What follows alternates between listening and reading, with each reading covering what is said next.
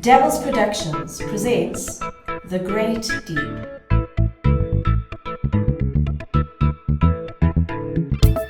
Don't forget to like and subscribe to the channel if you enjoy general trains of thought that involve healthy families and relationships, all couched in cartoons and one or two jokes. Maybe more.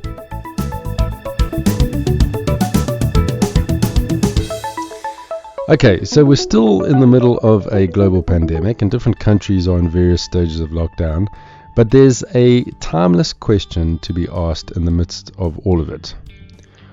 What is it that anchors you in your day and in your life? On the subject of anchors, I think we're all ships at sea. Some are closer to harbour than others. But whether we're far out or we're closer to shore, we all need an anchor that holds, and never more so than in the last year and into the future. Another way of thinking about this is we need to prioritize what is important in our lives. So I found this metaphorical image helpful. Compare your day to a glass jar. First, you put rocks in it. This is the important stuff, the stuff that makes you feel alive and you know that you need to complete in a day. Then you put in pebbles, less important stuff, but necessary. And lastly, you put sand in. This is mundane stuff you expect to happen, or stuff that's of least importance.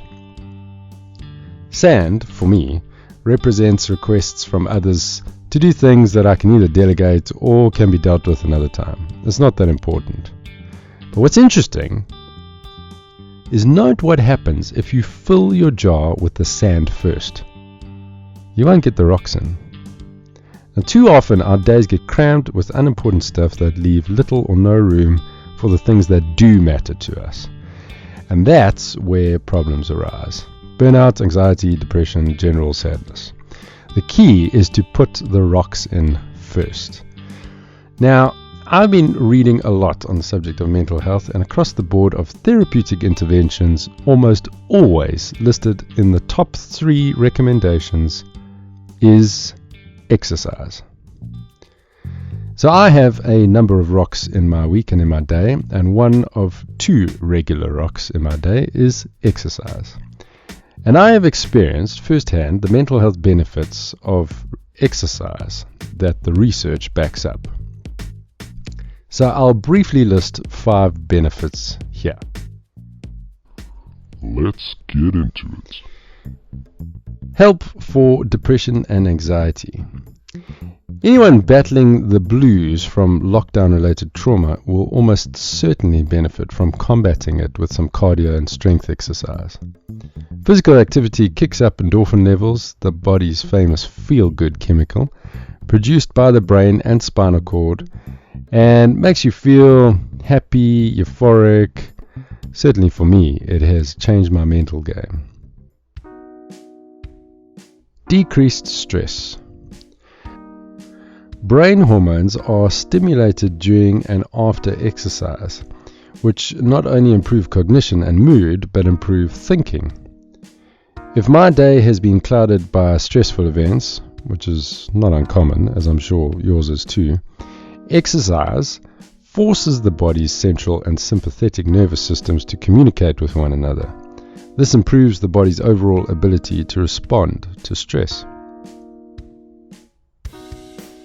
Increased self-esteem and self-confidence. I tell folks I come home from an early morning run feeling superior. But that's not a joke. I'm deadly serious and honest. From improving endurance to losing weight and increasing muscle tone, there's no shortage of physical achievements that come about from regular exercise. All these achievements can add up to a whopping boost in self-esteem and the confidence that comes with it. Better sleep. I have absolutely no problem nodding off at night and staying nodded off. But don't take my word for it. The data shows that physical activity increases body temperature, which can have a calming effect on the mind, leading to less sheep counting and more shut-eye. Brain boost. My Ritalin is my training. Studies on mice and humans indicate that cardiovascular exercise creates new brain cells, a process called neurogenesis, and improves overall brain performance. It also prevents cognitive decline and memory loss by strengthening the hippocampus, the part of the brain responsible for memory and learning.